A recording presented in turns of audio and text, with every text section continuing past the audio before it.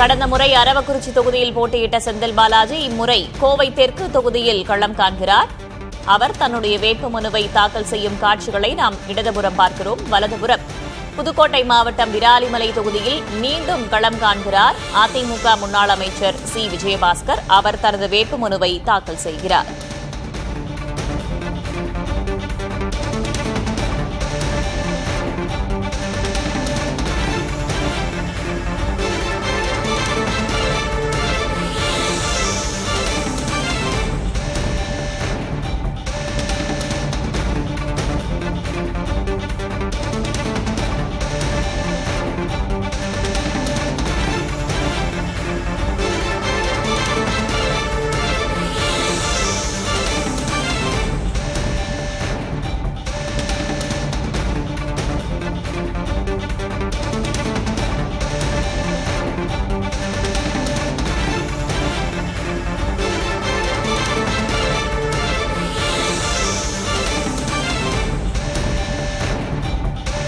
திமுக சார்பில் கடந்த முறை அரவக்குறிச்சி தொகுதியில் போட்டியிட்ட செந்தில் பாலாஜி முறை கோவை தெற்கு தொகுதியில் போட்டியிடுகிறார். அவர் தன்னுடைய வேட்புமனுவை தாக்கல் செய்கிறார். அது ஒருபுறம் இருக்க, மறுபுறம் புதுக்கோட்டை மாவட்டம் விராலிமலை தொகுதியில் மீண்டும் போட்டியிடுகிறார் அதிமுகவின் முன்னாள் அமைச்சர் சி விஜயபாஸ்கர். அவரும் தன்னுடைய வேட்புமனுவை இன்று தாக்கல் செய்துள்ளார்.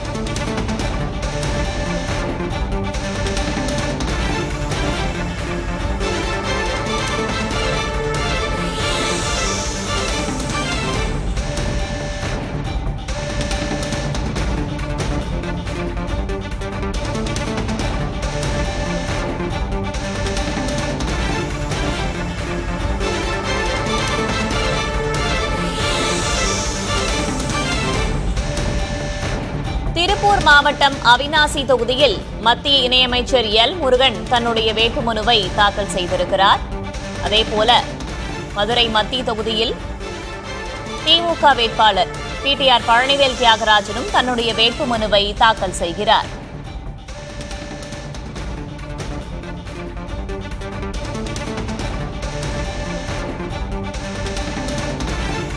கோவை தெற்கு தொகுதியில் போட்டியிடும் திமுக வேட்பாளர் செந்தில் பாலாஜி தற்போது வேட்புமனுவை தாக்கல் செய்துவிட்டு செய்தியாளர்களை சந்திக்கிறார்.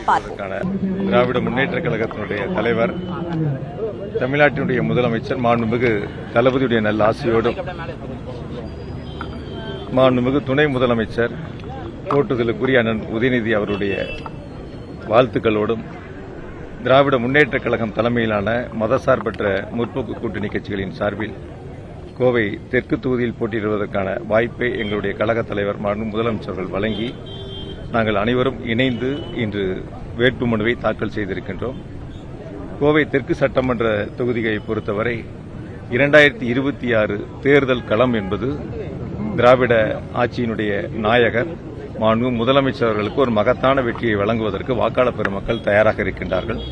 நிச்சயமாக அந்த வெற்றியை நாங்கள் அனைவரும் இணைந்து மாண்பு முதலமைச்சருடைய கரங்களில் சமர்ப்பிப்போம்.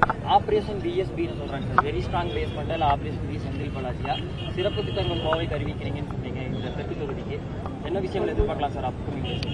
சார், ஒவ்வொருத்தரும் ஒவ்வொரு கருத்துக்களை சொல்லுவாங்க. நீங்க கூட ஒன்று சொல்லிக்கலாம், அடுத்து ஒவ்வொருத்தரும் ஒன்று சொல்லிக்கலாம்.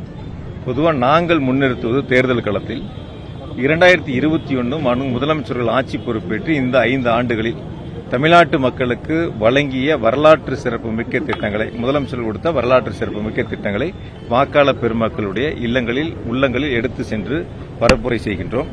கோவை மாவட்டத்திற்கு வழங்கிய பல்வேறு வளர்ச்சி திட்டங்களை வாக்காளர் பெருமக்களிடத்தில் நினைவுபடுத்தி நீங்கள் அனைவரும் ஒன்றுபட்டு உதயசூரியன் சின்னத்திற்கும் 2 சட்டமன்ற தொகுதியில் கை சின்னத்திற்கும் வாக்களியுங்கள் என்ற வேண்டுகோளை நாங்கள் முன்வைத்து வருகின்றோம். ஆகையால வளர்ச்சி திட்டங்கள் தான் எங்களுடைய இலக்கு, மாவட்டத்தினுடைய வளர்ச்சி தான் எங்களுடைய இலக்கு, சட்டமன்ற தொகுதியுடைய வளர்ச்சி தான் எங்களுடைய இலக்கு. அதுதான் முதலமைச்சருடைய எங்களுக்கு இட்டிருக்கக்கூடிய கட்டளை. 10 தொகுதிகளும் வளர்ச்சி பெற வேண்டும், அதில் கோவை தெற்கு தொகுதியும் சிறப்பான வளர்ச்சியை பெற வேண்டும். அதற்கான பணிகள் தான் நாங்கள் முன்னெடுத்திருக்கோம். முதலமைச்சர் அதிகமான கோவைக்கு வந்ததுன்னு சொல்லியிருக்காரு. அதே சமயம் உங்க தரப்புல செம்மொழி பூங்கா, நூலகம், இந்த மாதிரி பல்வேறு திட்டங்களை சொல்றீங்க. ஆனா இங்க அதிமுக சொல்றது திமுக கடந்த 5 ஆண்டுகளை ஒரு சிறு துரும்பு கூட கிள்ளி போடல, அவங்க எதுவும் செய்யல, நாங்க நெஞ்சில் நிமிர்ந்து ஓட்டு கேட்போம், அதாவது பாத்தீங்கன்னா பல்வேறு திட்டங்கள் பண்ணோம், அதுலதான் அவங்க ரிப்பன் வெட்டி இது பண்ணிருக்காங்க அப்படிங்கிறாங்க. இதை எப்படி மக்களுக்கு நீங்க கொண்டு போய் சேர்ப்பீங்க? உங்க கேள்வியில முதல் பாதி இருக்குல்ல, வளர்ச்சி திட்டங்களை சொன்னீங்கல்ல, அந்த வளர்ச்சி திட்டங்கள்ல செம்மொழி பூங்கா எந்த ஆட்சியில் அடிக்கல் நாட்டப்பட்டது, எந்த அரசாங்கம் அரசாணை வெளியிட்டது, யார் நிதி ஒதுக்குனா, யார் செயல்படுத்தி முடிச்சு திறந்து வச்சா, அதை ஒரு கணம் அவங்ககிட்ட அந்த கேள்விகளை கேளுங்க. அது மாதிரி இப்ப பெரியார் நூலகம் வேலை முடிய போகுது, முதலமைச்சர்கள் திறந்து வைக்க போறாங்க. அதுக்கு யார் அரசாணை வெளியிட்டா, நிதி ஒதுக்குனா, அடிக்கல் நாட்டுனா, பணிகளை யார் பார்வையிட்டா அப்படிங்கறது அவங்க கிட்ட கேள்விகளை கேங்க. மேற்கு புறவழிச்சாலை இருக்கு, அதுக்கு யார் நிதிகளை கொடுத்தா, அரசாணை வெளியிட்டா, பணிகளை முடித்து யார் திறந்து வைத்தா. அதே போல ஜிடி நாயுடு மேம்பாலம் இருக்கு, ஹாக்கி மைதானம் இருக்கு. ஹாக்கி மைதானம் எங்களுடைய துணை முதலமைச்சர் அடிக்கல் நாட்டி அவரே திறந்து வைத்தார். நீங்க ஒரு கேள்வி மட்டும் அவங்க கிட்ட கேளுங்க. நீங்க நெஞ்ச நிமித்தி கேட்பனா நீங்க உங்க திட்டங்களை சொல்லுங்கன்னு கேளுங்க. அவங்க ஒரே நிமிஷம் அவங்க திட்டங்களை சொல்லுங்கன்னு கேளுங்க. வெறுமனே வார்த்தைகளை சொல்றதுக்கும் நான் திட்டங்களை சொல்லி கேட்கறேன். இதெல்லாம் செஞ்சோம், இனி செய்வோம்னு சொல்றோம். அதனால எங்களுடைய முதலமைச்சருடைய இலக்கு செய்ததை சொல்லி வாக்குகளை சேகரிப்போம், செய்ய போறதை சொல்லி வாக்குகளை சேகரிப்போம். அதுதான் எங்களுடைய இலக்கு. அதான் எங்களுக்கு முதலமைச்சர் வழிகாட்டிருக்காங்க. அதை தான் நாங்கள் முன்னெடுத்திருக்கின்றோம்.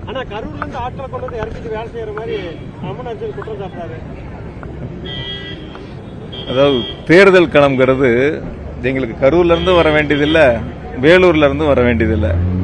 கோவையில் இருக்கக்கூடிய ஒவ்வொரு கழக நிர்வாகிகளும் எங்களுக்கு போர்ப்படை சிப்பாய்களைப் போல ஒவ்வொரு பூத்திலையும் நியமிக்கப்பட்டிருக்கின்ற எங்களுடைய திராவிட முன்னேற்ற கழகத்தினுடைய கழக நிர்வாகிகள், எங்களுடைய தோழமை இயக்கத்தினுடைய நிர்வாகிகள் எல்லாம் மிக சிறப்பாக பணியாற்றி வெற்றியை உருவாக்கி தருவதற்கு அவர்கள் தயாரா இருக்காங்க. அதனால எங்களுக்கு எங்கிருந்து வரணுங்கிற அவசியம் இல்லை. இங்க இருக்கிற எங்க நிர்வாகிகளை 10 தொகுதியிலும் வெற்றி பெறுவதற்கு இன்னும் நாங்க விட்டா இன்னும் 10 தொகுதியில கூட எங்க நிர்வாகிகள் சேர்ந்து வேலை பார்ப்பாங்க.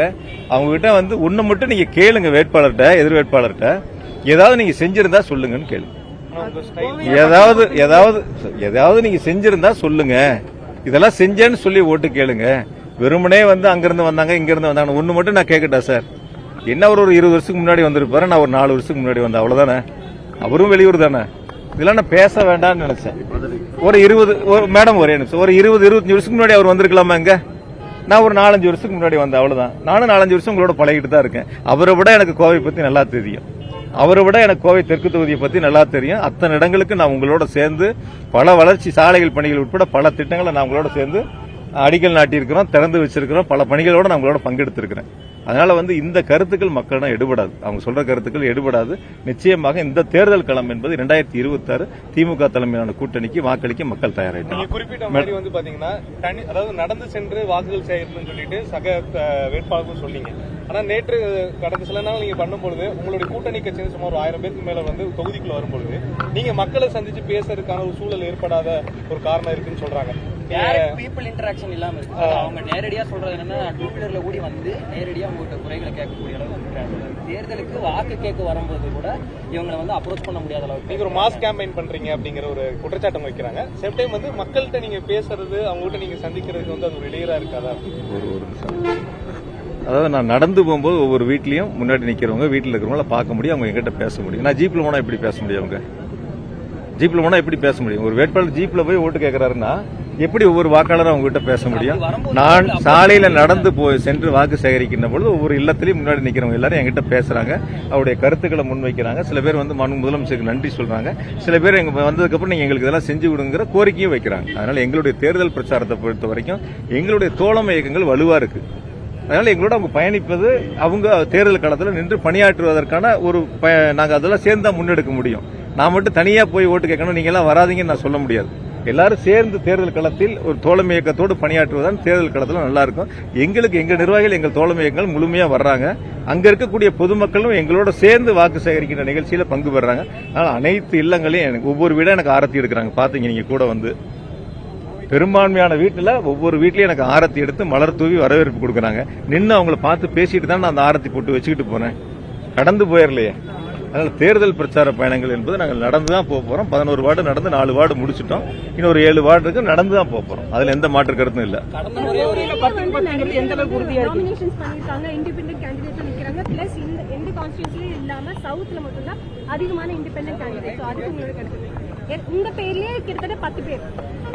செந்தில் பாலாஜினே 10 பேருங்களா? சரி, பரவாயில்ல, வரட்டும். அதுல என்ன இருக்கு? இன்னும் 100 பேர் கூட வரட்டும், பாப்போம். எல்லாத்துக்கும் மேடம் உள்ளாட்சி தேர்தல் வருது. வார்டு மெம்பருக்கு ஒரு சின்னம் இருக்கு, பஞ்சாயத்து போர்டு பிரசிடென்ட்டுக்கு ஒரு சின்னம் இருக்கு, பஞ்சாயத்து யூனியன் கவுன்சிலருக்கு ஒரு சின்னம் இருக்கு, மாவட்ட கவுன்சிலருக்கு ஒரு சின்னம் இருக்கு. 4 சின்னங்கள், 4 சீட்டு வாக்குச்சாவடிகள்ல ஓட்டு போடணும். அந்த நாளையும் மக்கள் பார்த்து சரிபார்த்து யார் வேணுங்கிறத தீர்மானிச்சு ஓட்டு போடுற காலம் இன்னைக்கு இந்த காலம்.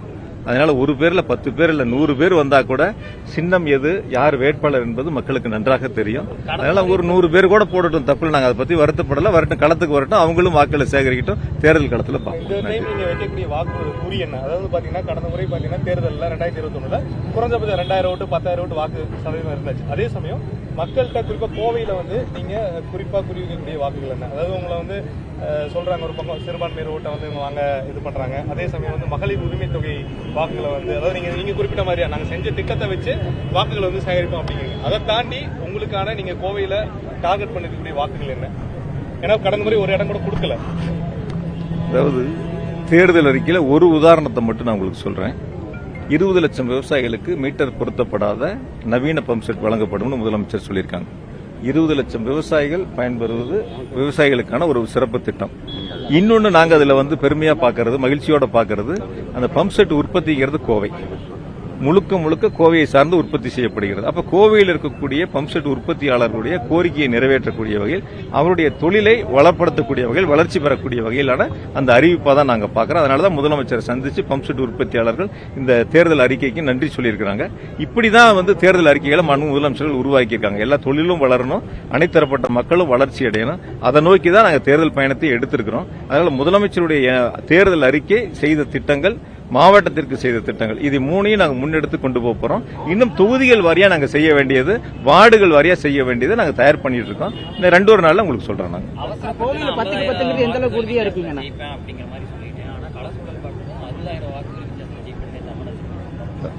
நிறைய வேலை இருக்கு சார், நிறைய வேலை இருக்கு.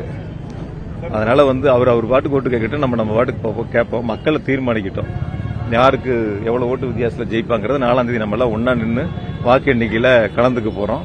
எவ்வளவு வாக்கு யாரு கிடைக்க போகுதுங்கிறத பார்க்க போறோம். அதனால பொறுமையா இருந்து பார்ப்போம்.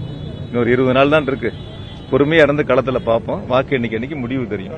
அதனால அவசரப்பட்டு சொன்னாலோ இல்ல முன்னாடியே யோசிச்சு சொன்னாலோ, பின்னாடி யோசிச்சு நான் முதல்ல சொல்லதை தப்ப வாக்கு எண்ணிக்கை அன்னைக்கு நான் தவறா சொல்லிட்டேன், வாங்குற ஓட்டே 60,000 ஓட்டுன்னு சொன்னாலோ அது கூட அப்படி ஒரு கால் சொல்லக்கூடிய சூழலும் வரலாம். அதனால அதை பத்தி நம்ம இப்ப எடுத்துக்க வேண்டியதில்லை. வாக்கு சேகரிப்பு பணிகளை சிறப்பாக செய்வோம். ஏன் தொகுதிக்கான, நான் போட்டியிடக்கூடிய தொகுதிக்கான வாக்குறுதிகள் இப்ப நிறைய நாங்க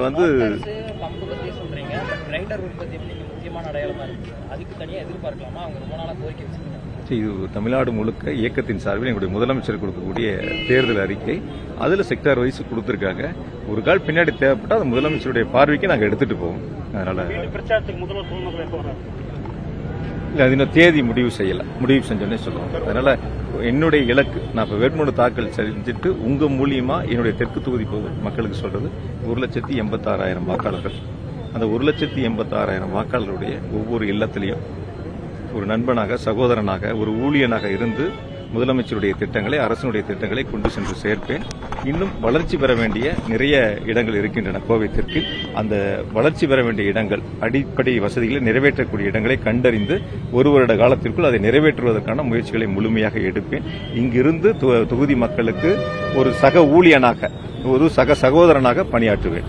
ஆனா செந்தில் பாலாஜியை தோற்கடிக்கிறதுக்காகவே திமுக திட்டமிட்டு இவரை இங்க நிறுத்தியிருக்குன்னு சொல்லி உங்களோட எதிர்க்கட்சி வேட்பாளர் குற்றம் சொல்றாரு. அதுக்கு என்ன பதில் சொல்றீங்க? அதாவது இது அவர்கிட்டே கேள்வி கேளுங்க. அப்ப நீங்க வடக்குல சட்டமன்ற உறுப்பினர், நீங்க தெற்குல ஏன் நீங்க தோக்கணுங்கிறதுக்காக உங்க தலைமை நிறுத்திருக்கான்னு ஒரு கேள்வி அவர்கிட்ட கேளுங்க. சரிதானே? ஒரு 5 வருஷம் அங்க பணியாற்றி இருக்காரு. உங்களை அங்க நிறுத்தாம ஏன் சார் இங்க நிறுத்தினாங்க? உங்களை திட்டமிட்டு இங்க தோக்கடிக்கணும்னு உங்க தலைமை நிறுத்திருக்கான்னு கேளுங்க. நீங்க நிக்கிறது 6 மாசத்துக்கு முன்னாடி அவர் தெரியுங்கிறாரு. நாங்க விருப்ப மனுவே இப்ப 1 மாசத்துக்கு முன்னாடி தான் சார் கொடுத்தோம். அவர் 6 மாசத்துக்கு முன்னாடி நாங்க விருப்ப மனுவே 1 மாசத்துக்கு முன்னாடி தான் கொடுத்தோம். 6 மாசத்துக்கு நான் உங்ககிட்ட ஒரு கொஸ்டின் கேட்கிறேன். இந்த நீங்க சொல்ற அந்த 6 மாத காலத்துல நான் தெற்குல ஏதாவது கலந்துக்கிட்டேன்? செம்மொழி பூங்கா திறக்கும்போது முதலமைச்சருடைய நிகழ்ச்சியில கலந்துக்கிட்டேன். அதை தாண்டி வேற ஏதாவது நிகழ்ச்சிகள்ல கலந்துக்கிட்டேன்? பொதுக்கூட்டங்கள்ல கலந்துக்கிட்டேன்? அப்படி கலந்துக்கிற நான் இங்க நிக்கிறேங்கிற முடிவு எடுத்திருந்தா பல்வேறு நிகழ்ச்சியில் நானும் கலந்திருப்பேன்ல, பொதுக்கூட்டங்கள்ல கலந்திருப்பேன்ல. எங்க தலைமை, எங்களுடைய தலைவர் கட்டளை இருக்கிறார். அதை நிறைவேற்ற தலைவருடைய கட்டளையை ஏற்று செயல்பட வேண்டியது ஒரு சாதாரண தொண்டனாக என்னுடைய கடமை. அதை நான் செய்திருக்கிறேன். நன்றி. அப்படிலாம் நினைக்கிறேன் சார். சார், எங்க இயக்கம் ஏறத்தாழ 2 கோடி உறுப்பினர்களை கொண்ட இயக்கம். எங்க திராவிட முன்னேற்ற கழகம் அப்படிலாம் கிடையவே கிடையாது. ஒருத்தர் இங்க நின்னாதான் இயக்கம் ஜெயிக்குங்கிறதெல்லாம் கிடையாது. இந்த செந்தில் பாலாஜி இல்லைன்னா இந்த 100 செந்தில் பாலாஜி வருவாங்க. அதே மாதிரி இந்த செந்தமிழ் செல்வம் இல்லைன்னா 100 செந்தமிழ் செல்வம் வருவாங்க. இந்த தொண்டாமுத்தூர் ரவி இல்லைன்னா 100 தொண்டாமுத்தூர் ரவி வருவாங்க. அதனால இந்த இயக்கம்ங்கிறது சாதாரண இயக்கம் அல்ல. 75 ஆண்டு கால பாரம்பரிய முறையை தனிப்பட்ட முறையில் யாருடைய செல்வாக்கை வைத்து இயக்கம் வளரப்போகிற இயக்கத்தினுடைய வளர்ச்சி, இயக்கத்தினுடைய அந்த அடிமட்ட தொண்டனாக நாங்கள் ஒவ்வொருத்தரும் பணியாற்றிட்டு இருக்கோம். அதனால ஒவ்வொருத்தரும் ஒரு இடத்துல போட்டியிடக்கூடிய வாய்ப்பை கொடுக்குறாங்க. அந்த வாய்ப்பை எனக்கு தலைவர் கொடுத்துருக்காங்க. அவ்வளவுதான். விண்ணப்பிச்சவங்க நிறைய பேர் இருக்காங்க. அதுல எனக்கு ஒரு வாய்ப்பு கொடுத்துருக்காங்க. அவ்வளவுதான். அப்படிதான் நான் எடுத்துக்கிறேன். நன்றி.